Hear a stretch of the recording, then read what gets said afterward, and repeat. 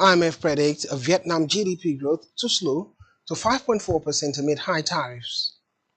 China unveils financial measures to boost consumption and income. Plus, Apple is behind AI, and maybe it can buy its way to the top that behind in AI. These and many more we'll talk about on World Economy this afternoon.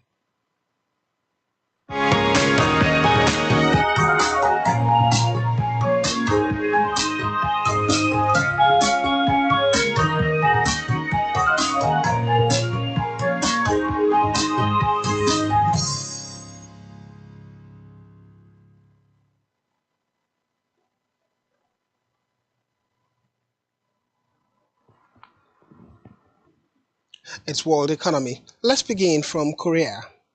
Persistent housing price increases in the Seoul metropolitan area could accelerate household debts and pose risks to South Korea's financial stability, the Bank of Korea warned in its semi-annual report. Despite overall financial system stability in early 2025, the central bank is closely monitoring the rapid rise in Seoul real estate prices, which are highly sensitive to economic changes. The gap between metropolitan and non-metropolitan housing trends is widening, with regulations on multi-home ownership also pushing demand into Seoul's preferred areas. Policymakers caution that falling interest rates may intensify price pressures and household lending, stating that the risk of financial imbalances related to the housing market in Seoul has recently risen again. While the risk index remains below COVID-era levels, the Bank of Korea stressed the need for macro-prudential policies and confidence in stable housing supply. In Vietnam, the International Monetary Fund (IMF) expects Vietnam's economic growth to slow to 5.4% this year, down from 7.09% last year under a high tariff scenario.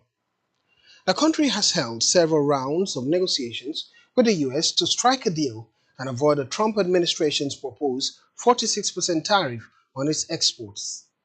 The outlook is heavily dependent on the outcome of trade negotiations and is constrained by elevated global uncertainty around trade policies and economic growth, the IMF said in a statement. The agency noted that under the high tariff scenario, economic growth would decelerate further next year, but added that if global trade tensions subside, the economic outlook would improve significantly.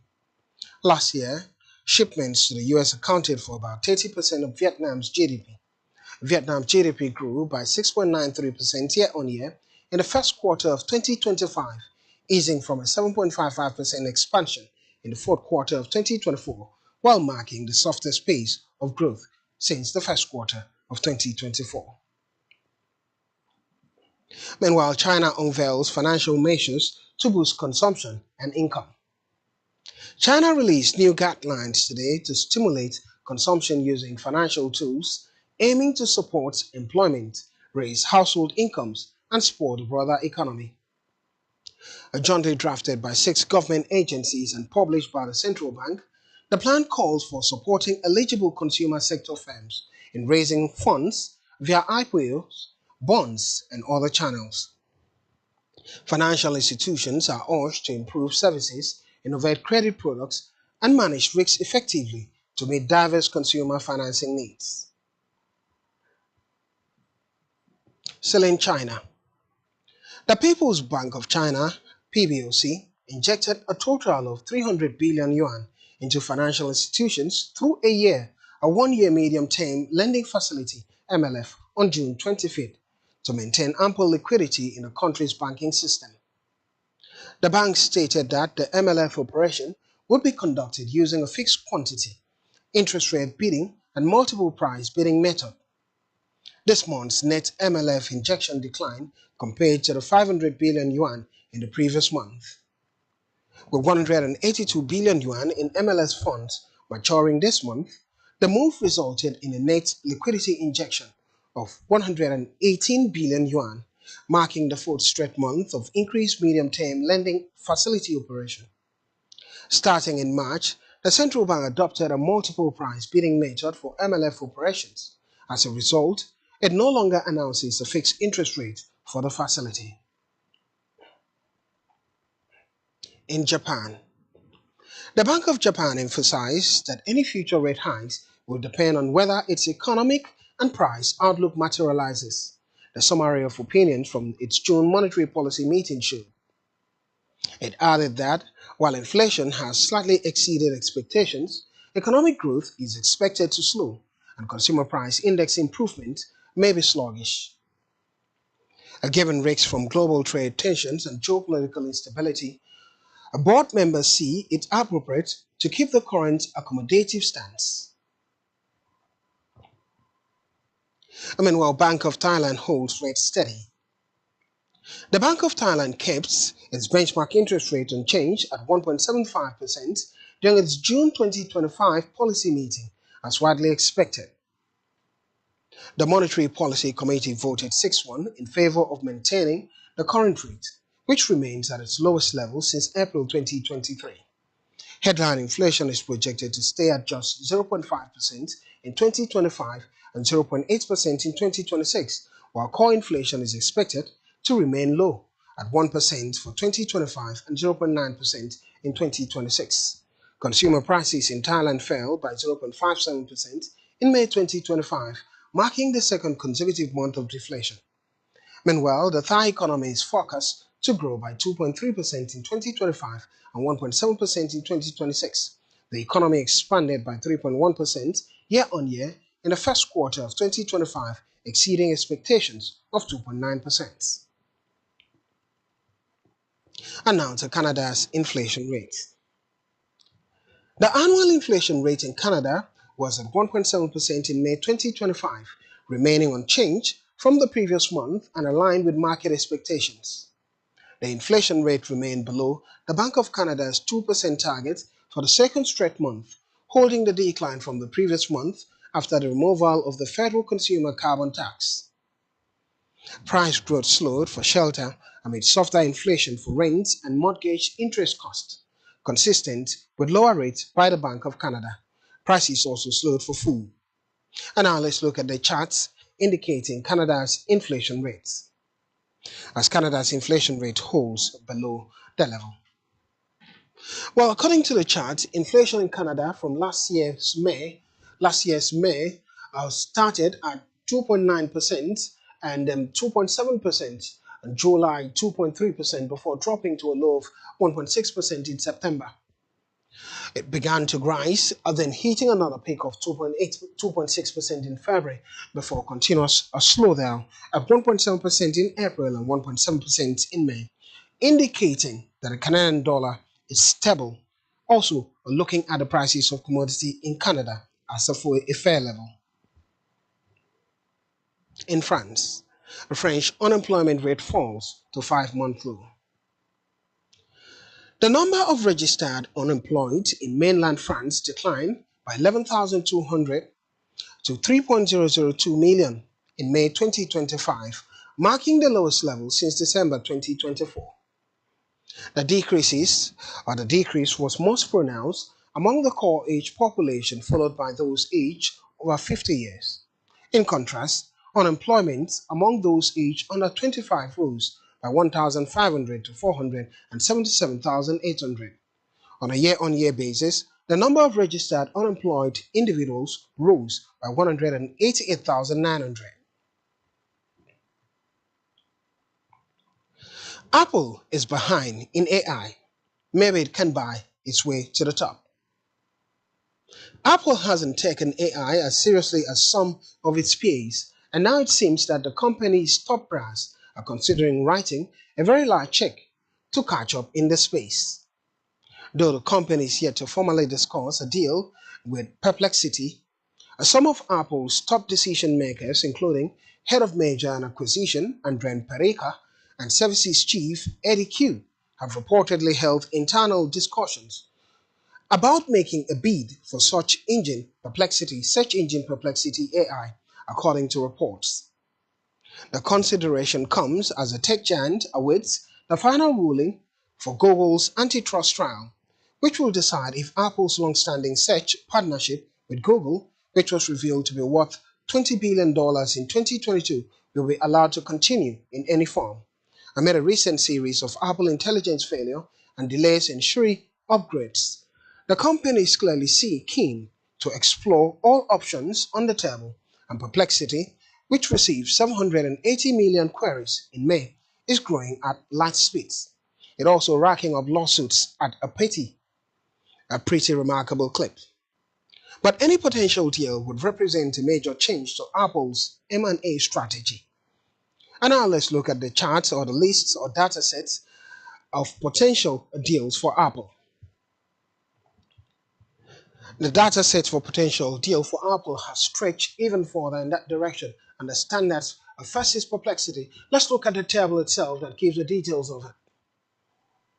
At the table, we look at Perplexity, talking about acquisition costs and a latest valuation of these acquisition costs. If Apple needs to be up and running in the chase of AI, Perplexity would cost Apple about $14 billion plus.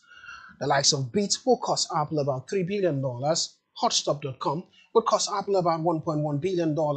And Dialog Semiconductors will cost Apple about $600 million. And on and on and on. Even Nexty would cost about $400 million. And now we'll go on a quick break, and when we're back, Business 360 continues. Rather, not Business 360, World Economy continues. Looking at the strategy in economy around the world. Don't go anywhere.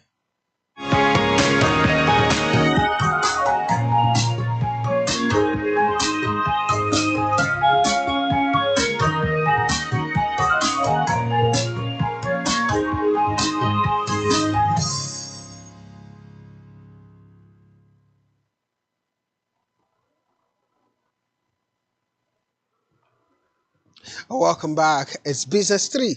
Right. Welcome back as World Economy. Apologies for that. Welcome back as World Economy. My name is Blyden Okem. And now we're looking at New Zealand's locked trade surplus in May. New Zealand posted a trade surplus of 1.235 billion New Zealand dollar in May 2025, a sharp improvement from 54 million New Zealand dollar surplus in the same month last year.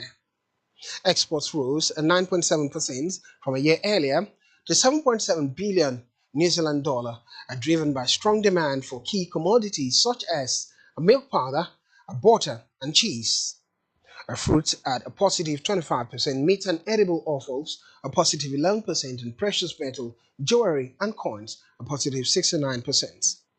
Import rose at a slower pace, up 7.2% to 6.4 billion New Zealand dollar, led by sharp increases in ships and boats, fertilizers, and electricity machineries.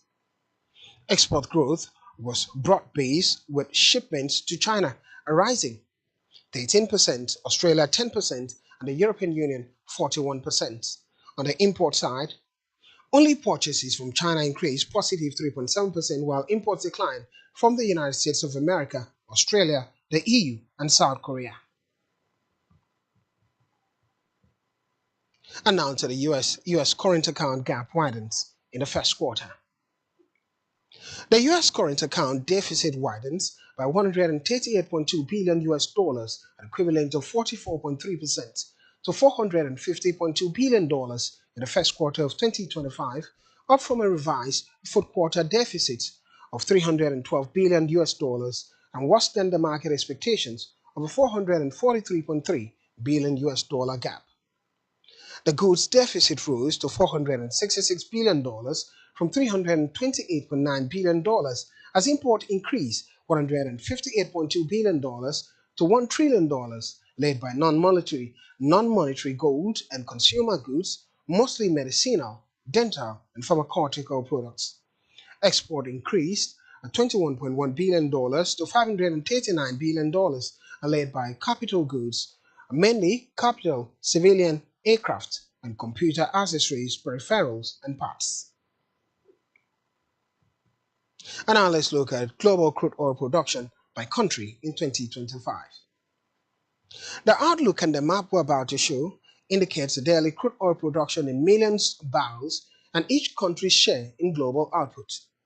The United States leads by a widened margin, producing 21.7 million barrels per day, 22% of global output, followed by Saudi Arabia and Russia.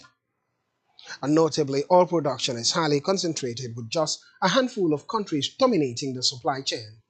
While many nations produce little or none, their dependence on oil remains high, highlighting global energy imbalances. And now let's look at the top global crude oil production by country in 2024. At number one, the United States of America output in millions of barrels per day at 21,746 in that direction. Well, it goes even further, percentage share globally 21.6. Well, Saudi Arabia at number two with that number, 10,690. And we're talking about Russia at number three, Canada, China, Iran, Iraq in that order. Let's look at the second phase where Nigeria belongs. Well, we have Kuwait at 2,780 million barrels per day, United Arab Emirates up there, 4,154 barrels per day, and Norway, 1,002 barrels per day, Mexico, Kazakhstan, Qatar, and Nigeria at 1,559 million barrels per day. And now to the markets at CTF rebounds on rising demand.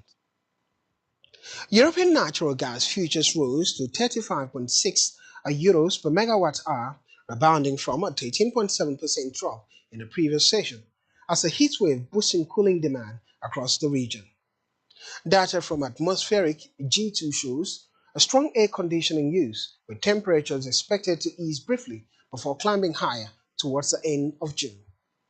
This week, cities such as Madrid had a temperature level of 40 degrees Celsius, Zagreb 36 degrees Celsius, and Paris 33 degrees Celsius, and are experiencing extreme heat, which is driving up energy usage. Meanwhile, a colder, stormy weather is forecast for the Nordics and Eastern Europe due to a low pressure system over Germany, Poland, and the Baltics. Traders are also watching development in the Middle East as a fragile ceasefire between Iran and Israel continues. And now to the market, the energy market first, afterwards, the metals and agricultural markets. Energy market.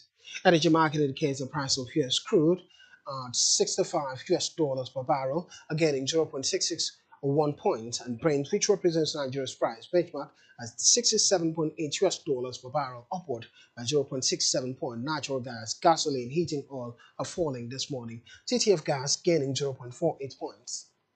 Let's look at the metals. The price of metal commodities, the gold price at 3,319 US dollars per ounce, downward by 4 points this morning. Copper also downward, silver downward, steel price downward. Agricultural commodities. Agricultural commodities indicate the price of soybeans at 1,045 US dollars per bushel, lowering 1.38 points. Wheat price at 532 US dollars per bushel, falling 3.05 points. Palm oil price dropping 23 points this morning at 3,963 Malaysian ringgit per ton. And now back to Europe as EU car registration rise 1.6% in May. Passenger car registration in the European Union increased by 1.6% year-on-year to 926,582 units in May 2025, following a 1.3% rise in April, supported by strong, higher sales of electric vehicles. In the battery electric vehicle BEV segment, registration soared by 25% to 142,766 units, driven notably by a significant increase in Germany, 44.9%. The biggest increases were recorded in Spain and the Netherlands, while registration in Germany rose by 1.2%. By contrast, registration dropped in Belgium and Italy.